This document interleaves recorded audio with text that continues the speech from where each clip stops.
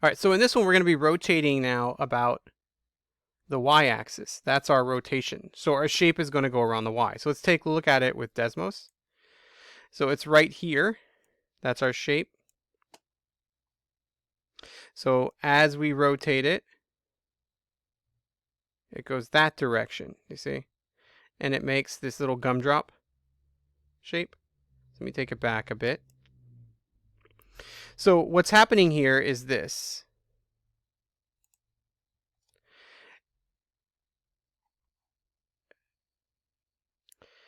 This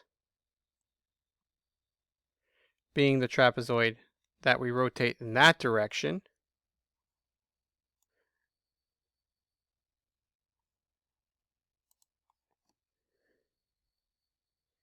It's now this one. So from here, that would be the trapezoid that we make so that we can rotate it around and make our shape here. Right? So as that rotates around, then we're going to get that shape. So looking at it this way, this right here doesn't change. If we were to draw it this direction, you guys notice it shares the exact same. So our ds is the same. Stays the same. What's changing now is this. This right here before, that was our f of our midpoint, right? And so that gave us our y, because again, we're plugging in an x and the height is the y.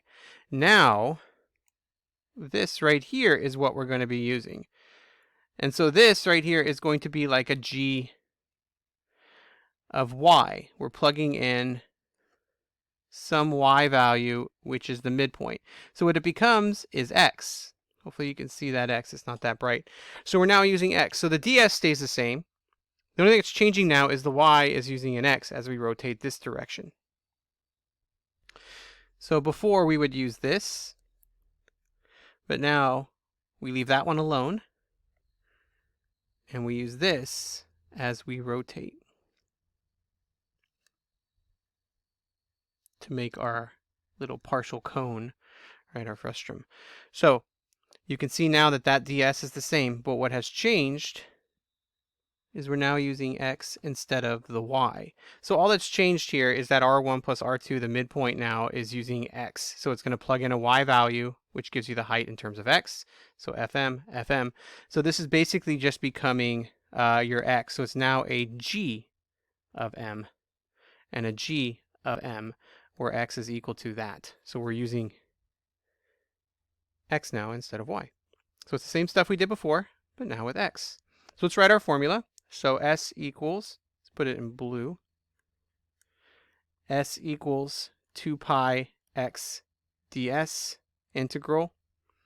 All right, and then now this first one is y equals. So just like before, if we had y equals, we would use the dy dx. So that's where we're going to start. So our ds here would equal the square root of 1 plus dy dx squared.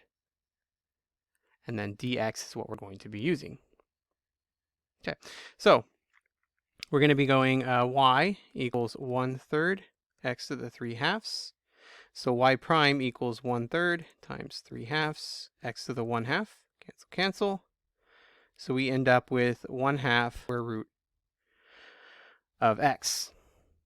And then again, I'm putting it as a square root because I know the step is to square it. So y prime squared is equal to 1/4 x. And then we're going to add 1. So we end up with that. And then the very, very last step is to put a square root around it, right? Okay, so we have that. And so our ds here would just be that dx. Now we just plug it in. So s equals integral 2 pi. And our dx here is going to be x. So we leave x alone. So you can kind of see it's just like the other one. So if you have a dx at the back, you use the x, leave the x alone. And if you have a dy, you leave the y alone. And there we go. That is our integral. Okay, and now we just get to integrate this. Oh, forgot our interval from 0 to 12. All right, now I'm going to zoom in. so that we can do this. So there's a little trickery here that we have to use. We basically need this to be nice. If we can make this into a square root of u, we can turn that into it. So we're going to pretty much try to switch this with this into u's. So this would then become a 2-term, and this would become 1 term, and then we can distribute. That's our little trick that we used before. So we say our u equals 1/4 x plus 1. So du equals 1/4 dx. So dx equals 4 du. And then now we need to switch our numbers. So with x equals 0, u would equal 1/4 times 0 plus 1, which is 1. And x equals 12, u equals 1/4 times 12 plus 1, which is 4. Okay. So now let's plug it all in. We have 1 to 4. Put the 2 pi outside. And then now we need to get rid of the x. So we come back over here and we solve this. So u equals 1/4 x plus 1. I'm going to multiply everything by 4. So 4u equals x plus 4. So 4u minus 4 is equal to x. So now we get 4u minus 4 for the x. So that's all we're doing now is replacing it. Again, we're trying to switch these two. And then we get square root of u. du, and it's 4 du, right? So we'll just put it there, 4 du, because we can multiply it in the next step. So we're going to go 4 times, where's my cursor? There it is. 4 times 2, which is 8 pi. And then now we distribute. This is u to the 1/2. So I'm going to get rid of that square root and replace it with u to the 1/2. And we distribute. So that's 4u to the 3/2 minus 4u to the 1/2 du. Now we can integrate. All right. So we have 8 pi. Big bracket, and we're going to get 4 times, and then this is u to the 5/2, so 2/5, minus 4, and then u to the 3/2, so 2/3, 4, and 1. And then we plug it in, so 8 pi, and then this would be 8/5, 4 to the 5/2, minus 8/3, 4 to the 3/2. And then we plug in 1, it's just going to be 1 and 1. So we end up with minus 8/5 plus 8/3. Don't forget to change that sign.